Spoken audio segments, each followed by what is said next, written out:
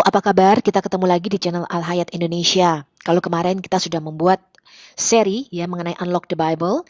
Nantikan terus teman-teman, masih on progress ya seri-seri mengenai Unlock the Bible ini, karena saya akan memberikan informasi yang betul-betul bisa dipercaya dan supaya teman-teman kita sama-sama bisa belajar. Tetapi di samping itu teman-teman, kita akan membuat seri baru yaitu mengupas Islam. Ya, kita akan menjawab semua tuduhan daripada channel-channel apologet Muslim yang mengaku kristolog. Mereka membuat seri mengenai Bible the Bible. Ya, jadi kita akan menjawab Quran teman-teman. Ini adalah seri Islamologi 001. Dukung terus teman-teman pelayanan Al Hayat Indonesia melalui Patreon. Anda lihat di layar, itu adalah profil daripada Al Hayat Indonesia. Berapapun dukungan Anda sangat berarti untuk Al Hayat Indonesia berfull timer ya melakukan apologetika. Terima kasih atas semua support dan dukungan teman-teman melalui channel Al Hayat Indonesia. Semoga teman-teman mendapatkan informasi yang berguna dan teman-teman dapat belajar. Ya, kita akan buat video yang sangat singkat dan sangat pendek mengenai Islam. Ini adalah surat Al-Ikhlas teman-teman, yaitu surat 112 ayat 1-4.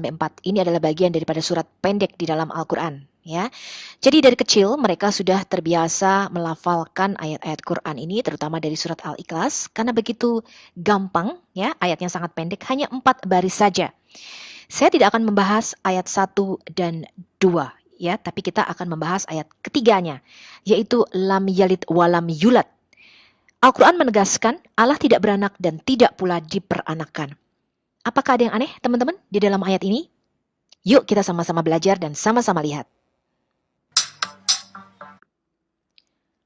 Menyebut Tuhan sebagai Bapa itu dikutuk dengan amat sangat oleh Allah SWT di dalam Al-Quran. Jadi Muslim itu percaya mereka bukanlah anak Tuhan teman-teman, tapi mereka hanyalah budak atau hambanya Allah. Ya, menyebut Tuhan sebagai Bapa itu dianggap sebagai penghujatan.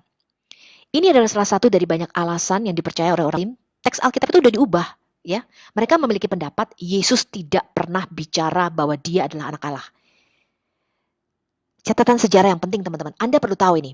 Di Yerusalem, yaitu tempat di mana Bait Suci Salomo berdiri, Khalifah Abdul Al-Malik bin Marwan itu tahun 685 sampai tahun 715 itu mendirikan yang namanya The Dome of the Rock, yaitu kubah emas, ya, itu masjid kubah emas yang Anda lihat kubahnya warnanya kuning, bulat gitu ya. Ini untuk mengenang Muhammad, teman-teman. Dan selesai pada zaman anaknya. Ini adalah khalifah kelima, ya, Bani Umayyah. Bangunan di Dom ini hanya berjarak 90 meter dari sebelah utara di mana Bait Suci Salomo pernah berdiri. Dan hanya beberapa ratus meter dari tempat Yesus disalib. Di dalam The Dome ini ada tulisan yang menyolok, teman-teman, dalam bahasa Arab. Yang kalau dibaca memiliki arti, Allah melarang mengatakan bahwa dia memiliki seorang anak. Ada yang aneh ya dalam pernyataan ini. Tapi teman-teman, ada rahasia yang penting yang teman-teman Kristen dan Muslim harus ketahui. Pada waktu Muhammad mengklaim dia Isra Mi'raj ke Baitul Maqdis, ya, yaitu ke Masjid Al-Aqsa yang mereka klaim adalah Masjidil Aqsa yang sekarang ada di Yerusalem. Pada waktu itu Masjidil Aqsa belum berdiri, teman-teman. Ya, jadi ketika Muhammad mengatakan aku Isra Mi'raj dibawa ke Masjidil Aqsa, pada waktu itu Islam belum menaklukkan Yerusalem, teman-teman. Belum ada Masjidil Aqsa di sana. Ya. Tapi kita tidak akan membahas dulu mengenai Isra Mi'raj. Kita akan membahas mengenai lam yalid walam yulad. Allah SWT itu mengutuk pernyataan bahwa Allah itu memiliki anak di dalam surat At-Taubah. Ya, At-Taubah ini adalah surat ke-9 ayat ke-30. Dan orang-orang Yahudi berkata Uzair putra Allah, dan orang-orang Nasrani berkata Al-Masih putra Allah. Itulah ucapan yang keluar dari mulut mereka. Mereka meniru ucapan orang-orang kafir terdahulu. Allah melaknat mereka. Bagaimana mereka sampai berpaling? Jadi Muhammad berpikir bahwa di dalam pra-Islam, ya teman-teman, orang-orang suku Quraisy, mereka itu mempunyai konsep bahwa Allah, yaitu merupakan dewa Hubal, dewa tertinggi di Ka'bah, itu memiliki 3 orang putri, teman-teman. Al-Lat, Al-Manat, dan Al-Uzza. Ya. Jadi Muhammad berpikir kenapa ya orang-orang Kristen ini juga mengatakan bahwa Allah ini punya anak. Ini adalah kebingungan daripada baginda Nabi mereka. Di sini kita harus berpikir, teman-teman. Ada satu hal penting yang harus dijawab. Siapakah Allah ini di dalam Quran yang langsung mengutuk mereka yang percaya bahwa Yesus adalah anak Allah? Mungkinkah dia adalah Tuhan yang sama yang berbicara di dalam Alkitab? Jika Alkitab dan Al-Quran memiliki penulis yang sama, mengapa keduanya sangat jelas berbicara hal yang bertentangan? Jadi kalau ada 2 klaim yang bersamaan, ya, kemudian mengaku dari sumber yang satu dan yang sama, tetapi klaimnya ini bertentangan, maka yang pasti teman-teman, salah satu dari klaim ini adalah benar dan yang lain salah. Tidak mungkin kedua-duanya benar. Bisa jadi kedua-duanya salah teman-teman, ya. Alkitab bisa salah, Al-Quran bisa salah. Tetapi tidak mungkin Alkitab dan Al-Quran benar secara bersamaan, sebab klaimnya sangat bertentangan. Sekarang kita lihat dulu apa kata Alkitab, teman-teman. Kita melihat dan mempertimbangkan kesaksian dari malaikat Gabriel yang mengunjungi Maria pada waktu itu. Sesungguhnya engkau akan mengandung dan akan melahirkan seorang anak laki-laki, dan hendaklah engkau menamai dia Yesus. Ini adalah kata Yunani, ya, dari nama Ibraninya Yeshua, ya. Dia akan menjadi besar dan akan disebut anak Allah yang maha tinggi. Dan Tuhan Allah akan mengaruniakan kepadanya tahta Daud, bapa leluhurnya. Dan Maria berkata kepada malaikat itu, bagaimana hal ini akan terjadi karena aku belum mengenal laki-laki? Jadi dia masih seorang perawan, ya teman-teman. Dan sambil menjawab, malaikat itu berkata kepadanya, Roh Kudus akan turun ke atasmu dan kuasa yang maha tinggi akan menaungi engkau. Karena itu anak yang akan dilahirkan itu disebut kudus, dia akan disebut anak Allah. Sekarang kita akan melihat kesaksian lain, teman-teman. Kesaksian Bapa dari surga. Ya, 3 kali di dalam Alkitab kita dicatat Bapa itu memperdengarkan suaranya dari surga. Saya mengutip dari Matius 3 ayat 17 ketika Yesus dibaptis di Sungai Yordan. Kitab Injil berkata, dan perhatikanlah suatu suara dari surga yang mengatakan, inilah anakku yang terkasih, kepadanya lah aku berkenan. Dan itu didengarkan oleh banyak saksi sehingga dicatat di dalam kitab Injil, teman-teman. Sekarang kita baca di Matius 17, teman-teman, ya, di mana Yesus berubah rupa. Pada peristiwa yang lain di atas gunung Transfigurasi seperti yang dikatakan di dalam Alkitab, dan setelah 6 hari, Yesus mengajak Petrus dan Yakobus dan Yohanes, saudaranya, dan membawa mereka naik ke sebuah gunung yang tinggi secara tersendiri. Dan Yesus berubah rupa di situ di hadapan mereka. Wajahnya bersinar seperti matahari, dan jubahnya menjadi putih seperti cahaya. Dan lihatlah, tampaklah kepada mereka Musa dan Elia sedang bercakap-cakap dengannya. Dan sambil menanggapi, Petrus berkata kepada Yesus, Tuhan, adalah baik bagi kita untuk berada di sini. Jika engkau menghendaki, kami akan membuatkan 3 kemah di sini. 1 untuk engkau, dan 1 untuk Musa, dan 1 untuk Elia. Sementara dia sedang berbicara, lihatlah segumpal awan yang terang menaungi mereka. Dan perhatikanlah suatu suara dari awan itu yang mengatakan, inilah putraku yang kekasih, kepadanya lah aku berkenan, dengarkanlah dia. Nah, kadang-kadang teman-teman dalam peristiwa ini Muslim sering mengklaim, tuh Yesus kan bisa berubah rupa, ya. Di Anisa 157 Yesus diserupakan katanya, ya. Jadi Yesus menipu dengan mengubah rupanya sendiri karena terbukti Yesus punya mujizat yaitu bisa mengubah rupa. Kalau kita perhatikan teman-teman, pada peristiwa di Matius 17 ini yang dicatat, Yesus bukan berubah rupa menjadi orang lain, ya, atau untuk menipu ketiga murid-muridnya. Tetapi yang dikatakan di sini Yesus memperlihatkan keilahiannya, rupanya yang sesungguhnya di dalam ilahi, yaitu cemerlang seperti matahari.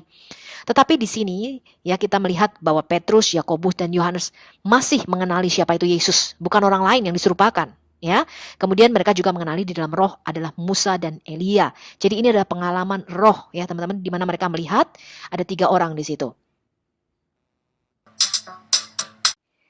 Sekarang kita baca kesaksian daripada Yahya Pembaptis, ya, di dalam Alkitab kita Yohanan atau Yohanes Sang Pembaptis, Yohanes 1 ayat 29 sampai 34.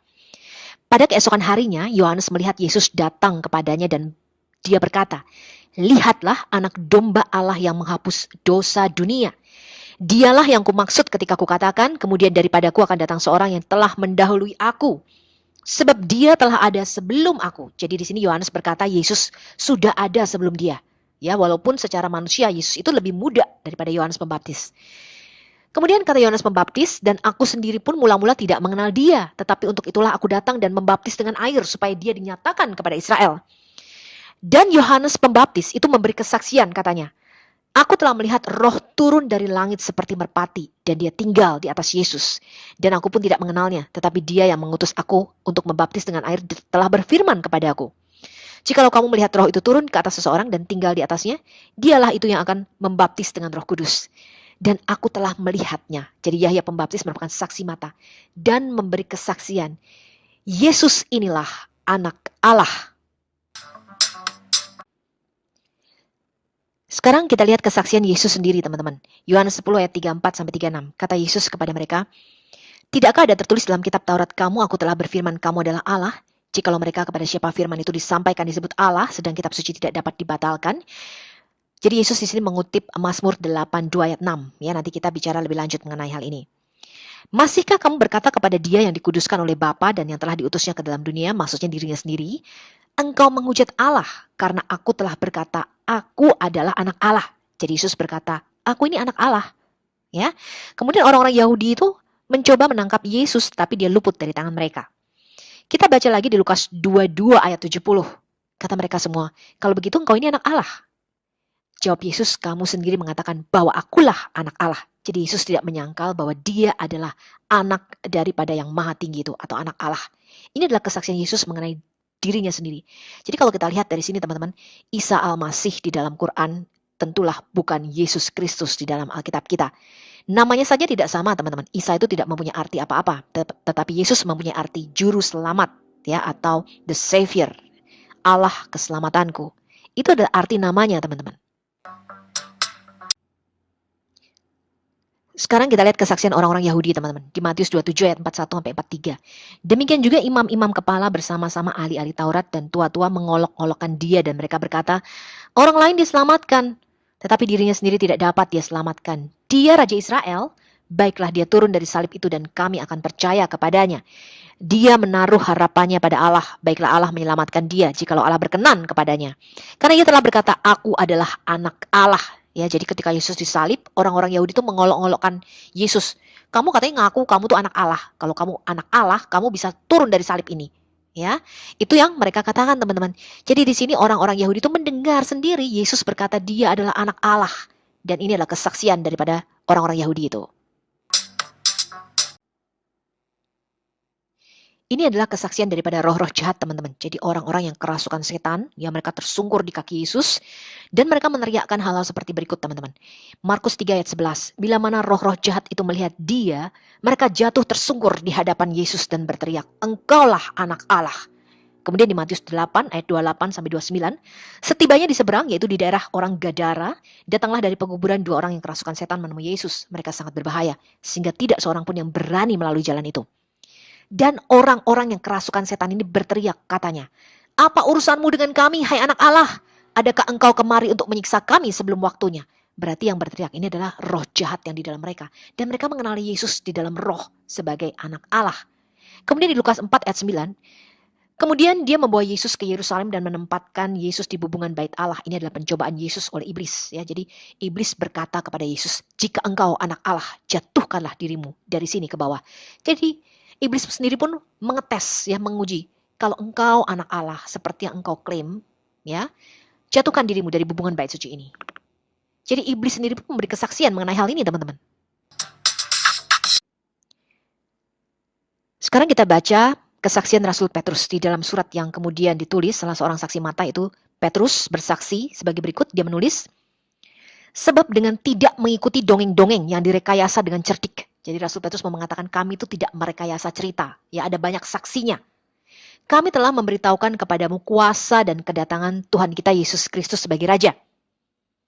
Tapi kami adalah saksi mata dari kebesarannya. Karena ketika menerima kehormatan dan kemuliaan dari Allah Bapa, ada suatu suara seperti ini disampaikan kepadanya dengan kemuliaan yang dahsyat. Inilah putraku yang terkasih, kepadanya lah aku berkenan. Dan kami, kata Rasul Petrus, ya, dia, Yakobus dan Yohanes maksudnya, mendengarkan suara ini ketika disampaikan dari surga, ketika berada bersama Yesus di gunung yang kudus yang tadi diceritakan di Matius 17. Ini dicatat di dalam 2 Petrus 1 ayat 16 sampai 18. Nah sekarang teman-teman, kalau kita berpikir, jika kita mengetahui sifat Tuhan, ya, maka kita akan mengakui dia adalah Tuhan yang selalu konsisten. Tuhan yang benar, Tuhannya Abraham, Ishak, dan Yakub, tidak mungkin mengirimkan malaikat Gabriel yang lain 600 tahun kemudian untuk menolak apa yang telah diajarkan oleh Alkitab. Hanya hati yang sudah dipengaruhi oleh para jin, setan-setan yang akan percaya kepada hal ini. Jadi ada banyak orang disesatkan untuk percaya bahwa orang Kristen dan orang Muslim menyembah Tuhan yang sama. Ya, hal ini tidaklah benar. Di dalam Alkitab, Tuhan itu diketahui dengan amat sangat banyak dalam berbagai peristiwa menyatakan Yesus adalah anaknya. Sementara dalam Al-Quran, Allah itu penuh semangat menolak pernyataan ini. Jadi tidak mungkin kita menyembah Tuhan yang sama, dan tidak mungkin kedua-duanya benar. Jadi kalau satu salah, yang lain pasti benar. Kebenarannya adalah hanya setan yang dapat mengajarkan segala sesuatu yang bertentangan dengan perkataan Tuhan.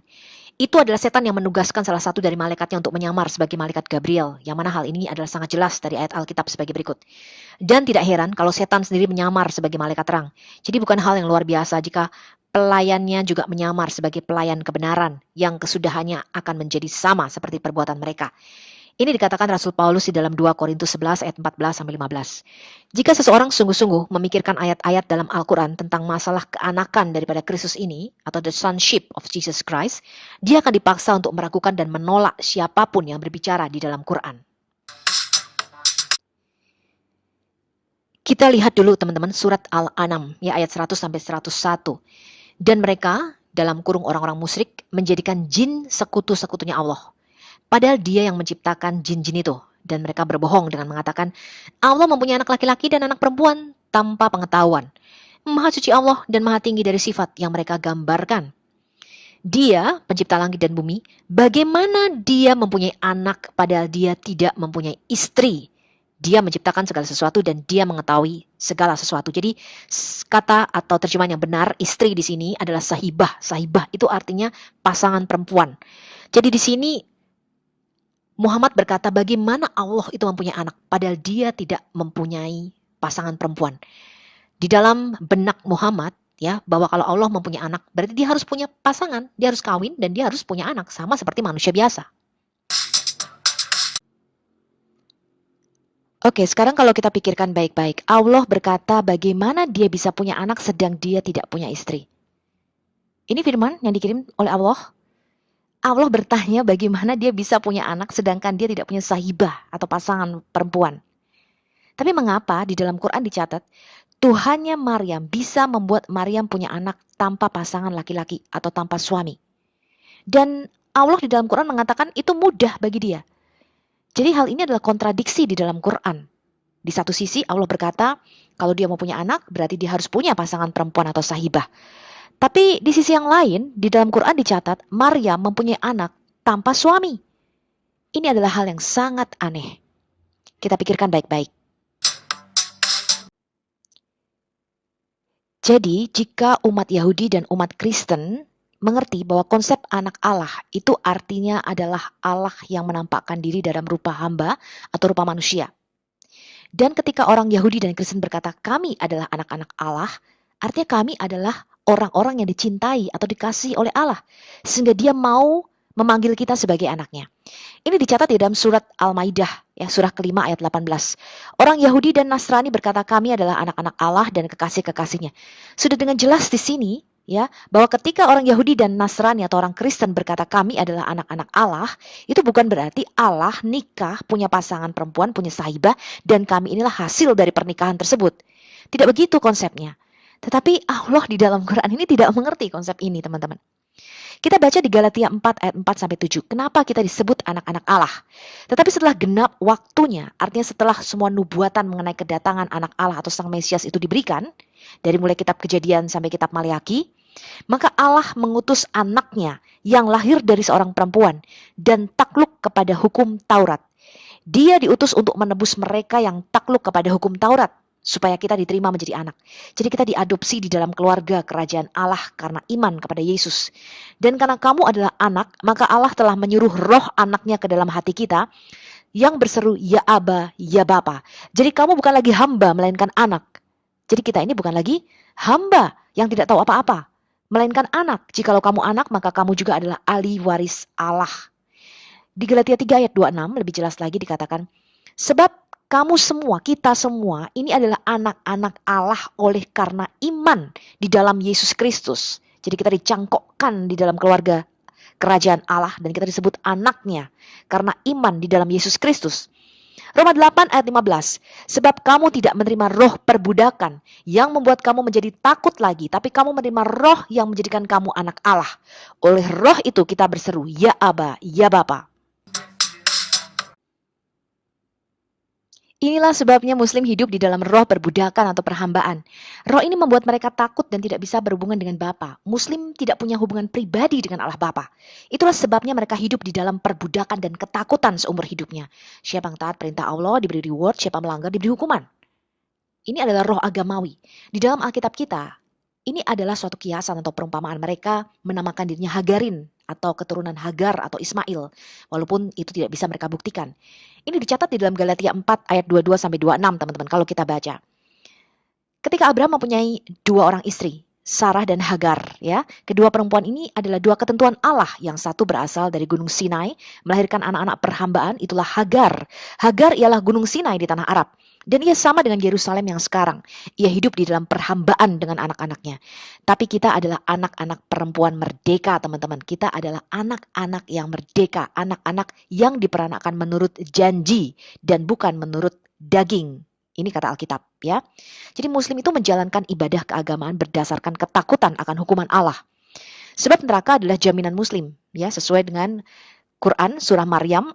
Ini adalah surah 19 ayat 71. Dan tidak ada seorang pun di antara kamu yang tidak mendatangi neraka. Hal itu bagi Tuhanmu adalah suatu ketentuan yang sudah ditetapkan. Muslim ketakutan akan penghakiman di akhirat. Ya, itulah sebabnya mereka mencari jalan keselamatan, ya, dengan membunuh orang-orang yang mereka anggap kafir supaya mereka masuk surga. Sebab tidak ada jalan keselamatan di dalam Islam kecuali mereka berjihad dan membunuh orang kafir. Orang-orang Muslim percaya, ya, bahwa orang Kristen ketika menyebut Yesus Kristus sebagai anak Allah, ini bersalah dengan menjadikan seorang manusia sebagai Tuhan. Dan oleh karena itu mereka mengatakan bahwa orang-orang Kristen percaya bahwa Tuhan menikah dan melakukan proses hubungan biologis untuk menghasilkan anak.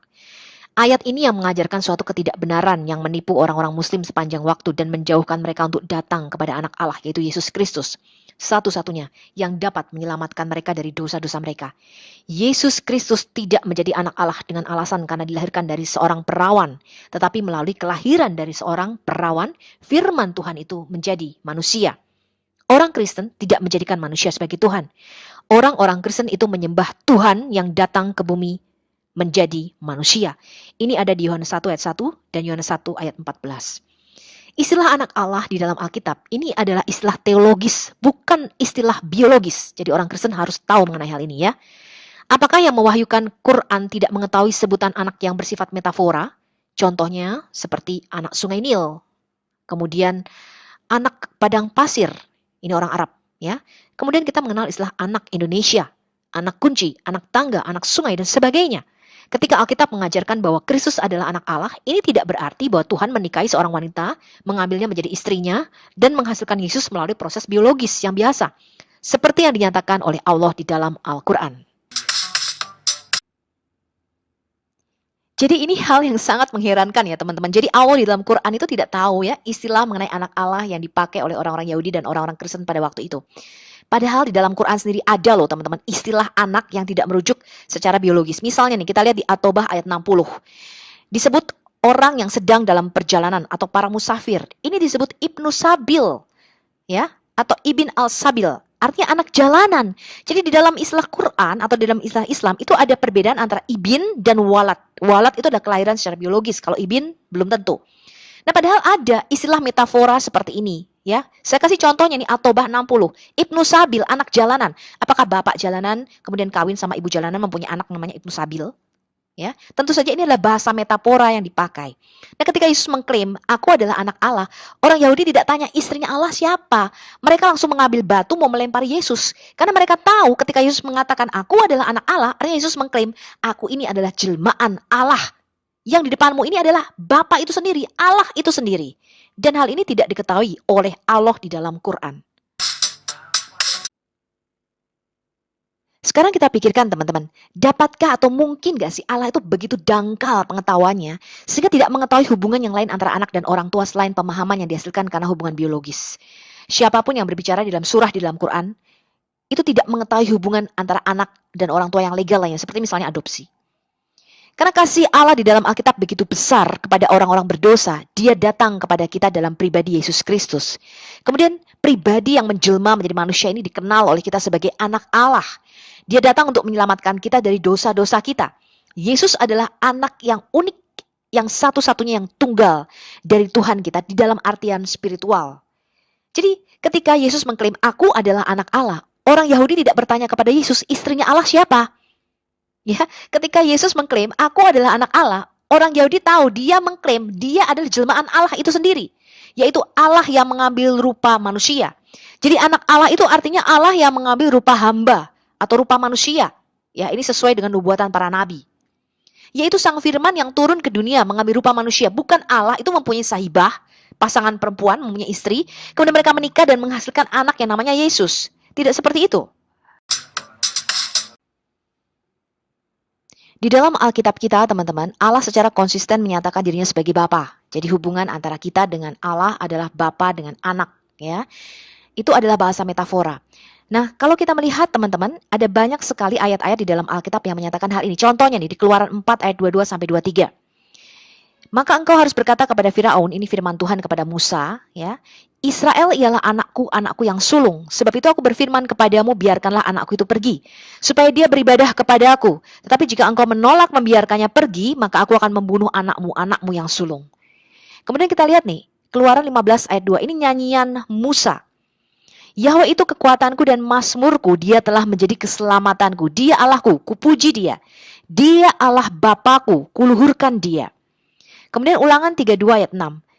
Demikianlah engkau mengadakan pembalasan terhadap Yahweh, hai bangsa yang bebal dan tidak bijaksana. Bukankah dia Bapamu yang mencipta engkau, yang menjadikan dan menegakkan engkau? Jadi di dalam Alkitab kita, para nabi menyebut Allah sebagai Bapa bukan karena dia laki-laki, tapi karena dia adalah sumber segala sesuatu dan dialah pencipta kita. Ya, maka kita memanggil dia Bapa kita. Karena dari dia kita berasal, kita dijadikan. Kemudian kesaksian para nabi ini. Ini Yesaya 63 ayat 16. Bukankah engkau Bapa kami? Sungguh Abraham tidak tahu apa-apa tentang kami dan Israel tidak mengenal kami. Ya Yahweh, engkau sendiri Bapa kami. Namamu ialah penebus kami sejak dahulu kala. Kemudian di dalam Yohanes 8 ayat 54, Yesus berkata, jikalau aku memuliakan diriku sendiri, maka kemuliaanku itu sedikit pun tidak ada artinya. Bapakulah yang memuliakan aku. Tentang siapa kamu berkata dia adalah Allah kami. Jadi Yesus berkata, Bapa ya, yang kau sebut Allah kami itu adalah Bapakku. Artinya aku berasal dari dia. Jadi apa artinya ketika kita menyebut Allah sebagai Bapa? Jawabannya ada di 1 Korintus 8 ayat 6. Namun bagi kita hanya ada satu Allah saja, yaitu Bapa, yang daripadanya berasal segala sesuatu. Dan yang untuk dia kita hidup. Jadi Allah kita sebut Bapa bukan karena dia laki-laki atau perempuan, di dalam roh tidak ada gender. Allah kita sebut Bapa karena dialah yang menciptakan kita. Daripada dialah kita berasal. Dia adalah sumber segala sesuatu. Dan hanya ada satu Tuhan saja, yaitu Yesus Kristus, yang olehnya segala sesuatu telah dijadikan, dan yang karena dia kita hidup. Karena Allah itu hanya ada satu, maka firman-Nya juga hanya ada satu. Allah yang menampakkan diri dalam rupa manusia itu hanya Yesus. Tidak ada Allah lain selain dia. Itu maksudnya. Kemudian di 2 Korintus 6 ayat 18. Dan aku akan menjadi bapamu dan kamu akan menjadi anak-anakku laki-laki dan anak-anakku perempuan. Demikianlah firman Tuhan yang Maha Kuasa. Nah di sini kita lihat Alkitab mulai dari kitabnya Yahudi, ya Tanak atau Perjanjian Lama, sampai Perjanjian Baru, secara konsisten menyatakan Allah sebagai Bapa kita, yaitu sebutan untuk menyatakan daripada dialah kita berasal. Jadi bukan seperti pandangan Quran, ya. Allah di dalam Quran, ya, ketika dia menyebut, kenapa kamu memanggil aku seperti Bapa? Istrinya siapa? Tidak seperti itu, teman-teman. Nah, ini adalah klaim yang bertentangan dengan Alkitab kita. Nah, sekarang Anda pilih, siapa Tuhan yang benar dan Tuhan yang sejati? Apakah Tuhan yang mewahyukan dirinya di dalam Alkitab secara konsisten, atau Tuhan di dalam Quran yang tidak tahu mengenai istilah Bapa dan keanakan Yesus Kristus? Jadi jelas ya teman-teman ya, di dalam Alkitab kita Bapa itu artinya sumber segala sesuatu, asal muasalnya itu dari situ. Makanya ada orang yang mengatakan dasar kamu anak setan gitu ya. Bukan berarti dia menikah sama setan lalu punya anak namanya anak setan. Kan nggak begitu ya. Artinya tuh sumbernya tuh dari setan gitu ya. Karena tingkah lakunya seperti setan. Nah contohnya di dalam Alkitab kita nih teman-teman. Iblis adalah bapamu. Ini adalah ungkapan metafora, bahasa metafora. Contohnya di Yohanes 8 ayat 44. Yesus berkata, iblislah yang menjadi bapamu. Ya, dan kamu ingin melakukan keinginan-keinginan bapamu. Dia adalah pembunuh manusia sejak semula dan tidak hidup di dalam kebenaran. Sebab di dalam iblis itu tidak ada kebenaran. Apabila dia berkata dusta, dia berkata atas kehendaknya sendiri. Sebab apa? Dia adalah pendusta dan bapa segala dusta. Nah, siapakah antikris di dalam Alkitab kita, teman-teman? Kalau Muhammad menyangkal ya keanakan atau the sonship of Jesus Christ ini, Alkitab menyatakan dengan jelas ini adalah ajaran antikris atau antikristus. 1 Yohanes 2 ayat 22. Siapakah pendusta itu? Bukankah dia yang menyangkal bahwa Yesus adalah Kristus? Dia itu adalah anti-Kristus, yaitu dia yang menyangkal baik Bapa maupun Anak. Oke, jadi dengan jelas Alkitab mengatakan ya, seperti di 1 Timotius 3 ayat 16. Dan sesungguhnya agunglah rahasia ibadah kita. Itu tidaklah terbantahkan. Bahwa apa? Allah telah dinyatakan di dalam daging. Allah yang dinyatakan di dalam daging atau yang nuzul menjadi manusia, mengambil rupa manusia, ini disebut anak Allah. Yang kita kenal di dalam nama Yesus Kristus. Dibenarkan di dalam roh, terlihat oleh para malaikat, diberitakan di antara bangsa-bangsa, dipercaya di dalam dunia, diangkat dalam kemuliaan. Ya, jadi dengan jelas anak Allah artinya Allah yang menyatakan dirinya di dalam rupa manusia atau di dalam daging. Orang-orang muslim tidak dapat membayangkan ya, Tuhan mengasihi orang-orang berdosa, yang karena hal ini Tuhan itu turun, datang ke dalam dunia secara pribadi sebagai anak, untuk menyelamatkan orang-orang berdosa. Jadi bagi orang-orang muslim, ini adalah bukti dari politeisme. Karena di dalam Islam, mereka tidak diajarkan ya di dalam Quran bahwa Allah itu mengasihi orang-orang berdosa. Ya, ini sesuai dengan surat sapi betina Al-Baqarah 190. Bahwa Allah itu tidak mengasihi orang-orang yang berbuat dosa. Hal ini diulangi 24 kali sebagai tekanan di dalam Quran bahwa Allah tidak mengasihi orang-orang yang tidak percaya. Ya, contohnya di Al-Imran ayat 31, dan bahwa dia menyumbat telinga mereka, menutup hati mereka dan membutakan mata mereka. Ya, ini di Al-Baqarah ayat 6 sampai 7. Jadi di dalam Alkitab kita, Allah itu mengasihi orang berdosa dan datang bagi kita. Maka Yesus berkata, aku turun, aku datang ke dalam dunia supaya kamu mempunyai hidup. Ya. Bukan orang sehat yang memerlukan tabib, kata Yesus, tetapi orang sakit. Aku datang bukan untuk orang benar, tapi untuk orang berdosa. Allah itu membenci dosa, teman-teman, di dalam Alkitab kita. Tetapi dia mengasihi orang berdosa. Tetapi di dalam Quran tidaklah demikian. Ya. Bahkan orang-orang berdosa itu tidaklah diberikan petunjuk oleh Allah. Tidaklah diberikan petunjuk, tidaklah diberikan wahyu oleh Allah. Ya, bahkan disesatkan dikatakan. Nah, kalau Allah aja menyesatkan orang yang berdosa, bagaimana orang berdosa ini bisa berbalik dari dosanya, teman-teman? Hal ini adalah klaim yang terbalik dengan Alkitab kita. Semua pernyataan yang ada di dalam Quran ini bertentangan secara langsung ya dengan apa yang diajarkan di dalam Alkitab yang mengatakan bahwa namun Allah menunjukkan kasih-Nya sendiri kepada kita bahwa ketika kita masih berdosa, Kristus telah mati bagi kita. Ini ada di Roma 5 ayat 8. Jadi tema utama di dalam Alkitab adalah sebab begitu besar kasih Allah akan dunia ini sehingga Dia mengaruniakan anak yang tunggal supaya setiap orang yang percaya kepadanya tidak binasa melainkan beroleh hidup yang kekal. Yohanes 3 ayat 16. Apakah saudara seorang yang berdosa? Saudara mengetahuinya sendiri dari dalam hatimu. Ya, siapakah saudara yang sebenarnya? Saudara juga tahu di dalam hati saudara bahwa tanpa penggantian darah tidak ada pengampunan. Tetapi di dalam semua dosa saudara yang menjengkelkan, Allah di dalam Alkitab mengasihimu dan telah membuat jaminan untuk keselamatanmu melalui pengorbanannya yang paling sempurna dengan menggantikan melalui darah Yesus, anaknya yang satu-satunya. Sampai jumpa di video berikutnya. Islamologi 002.